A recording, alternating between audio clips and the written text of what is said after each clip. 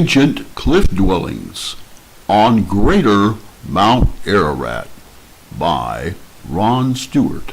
Copyright 2014-2018. All rights reserved. In the red square above is the area we're going to zoom to that may be a cliff dwelling on Greater Mount Ararat. Next, what we're going to take a look at would be the fact is that we learned before that there's possible civilization, the Kura-Araxes civilization or culture, were some of the first descendants of Noah, and they lived on Greater Mount Ararat, here possibly within these red oval outlines. There's 6 of them, and we're going to number them 1, 2, 3, 4, 5, and 6. Where you see a little pointer pointing to, there's number 1, maybe one of the possible areas. Now, we don't have time in this video to visit all 6 of them. However, we are going to take a look at one of them, and the one that we're going to take a look at would be in number 6, which would be in the upper top left corner. Now we're showing number 2 right now, just circling it right there. Then the one to the right of number 2 is of course number 3, and then when we go to the far left, the red oval outline or even circular outline in the bottom left corner is number 4, and then the one above that, you see the number 4 there right now, and then the one above that is number 5, and the one that we'll be zooming to is number 6, where we're going to take a look at one of these possible dwellings.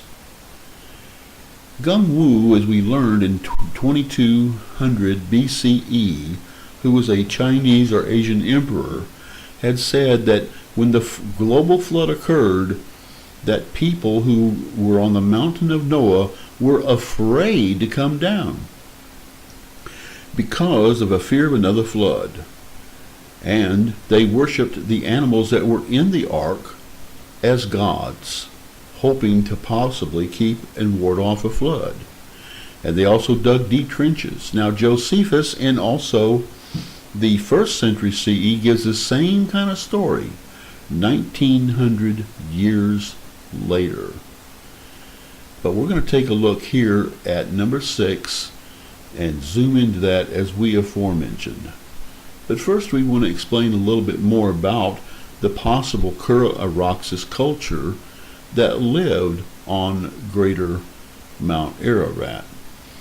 And this is all based upon a paper, a peer-reviewed paper entitled Noah's Ark related geoglyphs and sculptures on Greater Mount Ararat.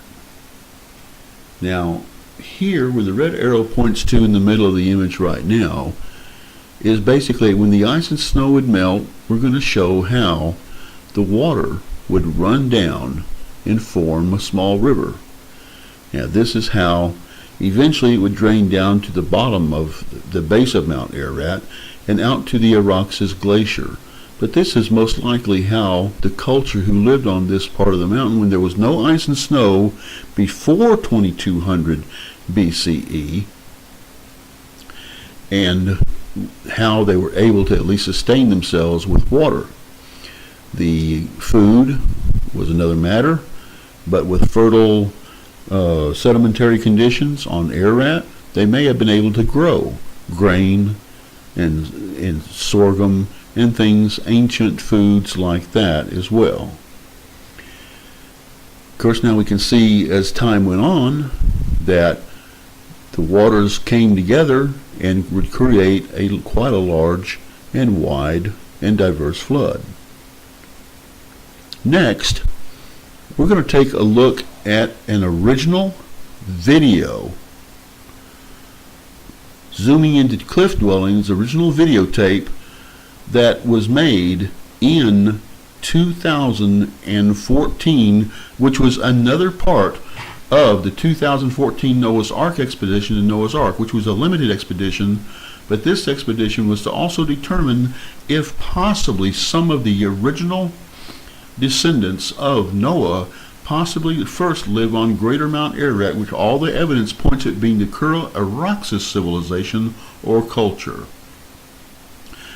And here, as we consider these things, we take a look now at the original video, zooming into area number 6, where these cliff dwellings were at, and also possibly an ancient Kura-Araxes temple as well, as follows.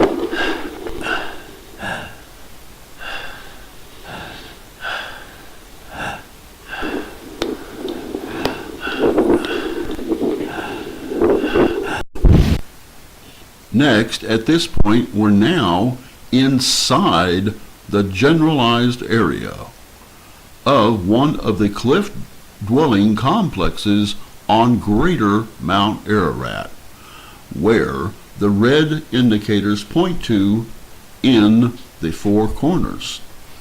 Now, the area that we saw the last pointer point to, right there where the arrow's pointing to, is a possible path that goes from the bottom down there up to one of these cliff dwellings where possible people stayed, or caretakers, or persons who were part of the temple complex. Now, here, what we're going to do is we're going to take a look at this further,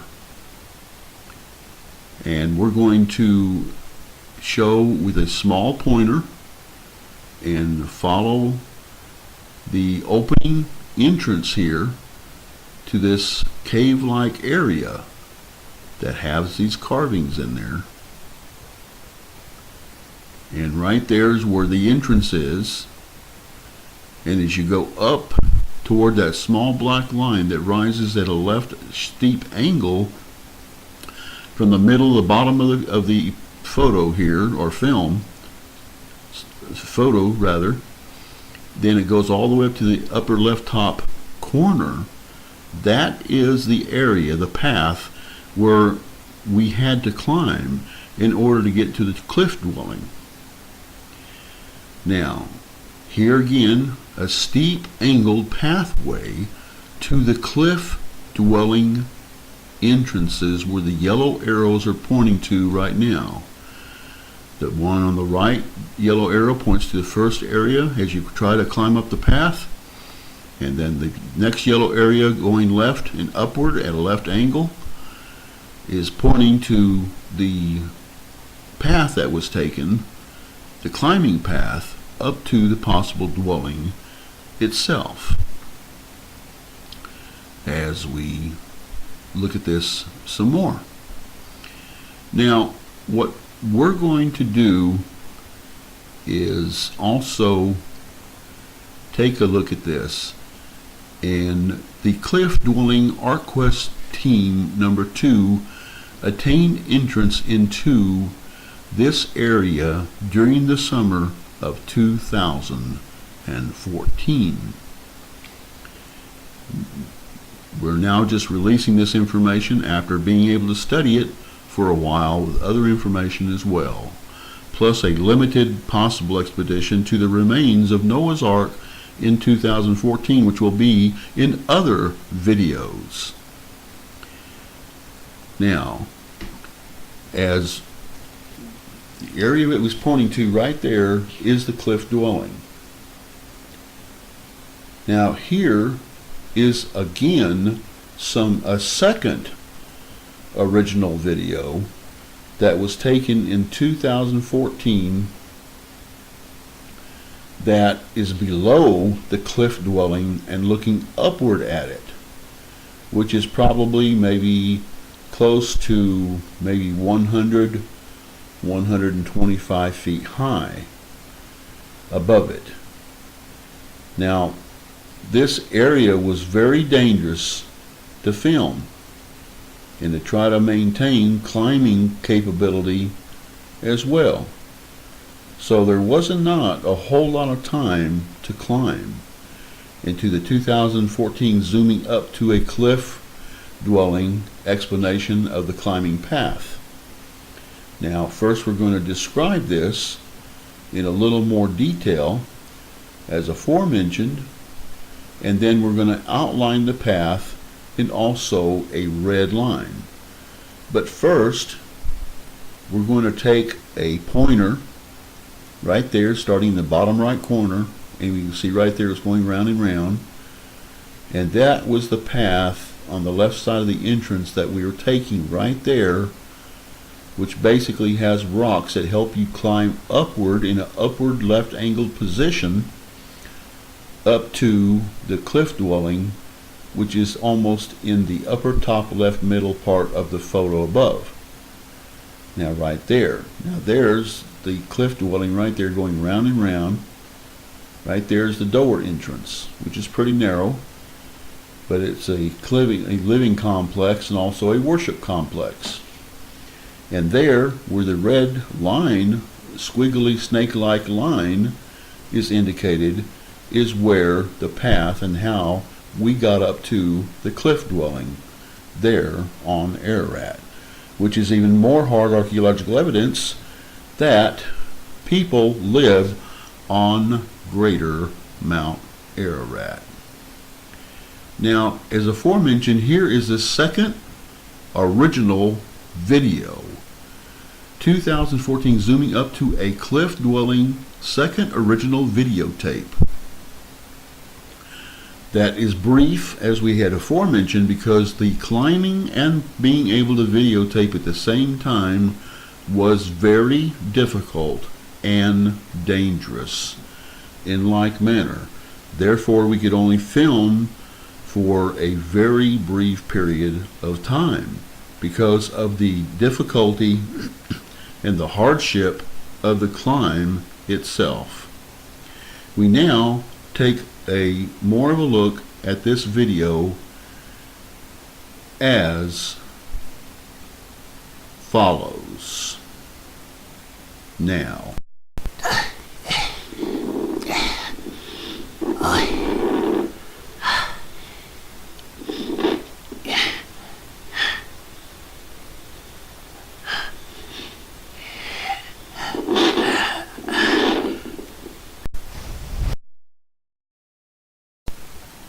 we're getting ready to take a look at a third video that will zoom in to much closer and put us right at the cliff dwelling in the entrance in like manner. And this is what we're going to show.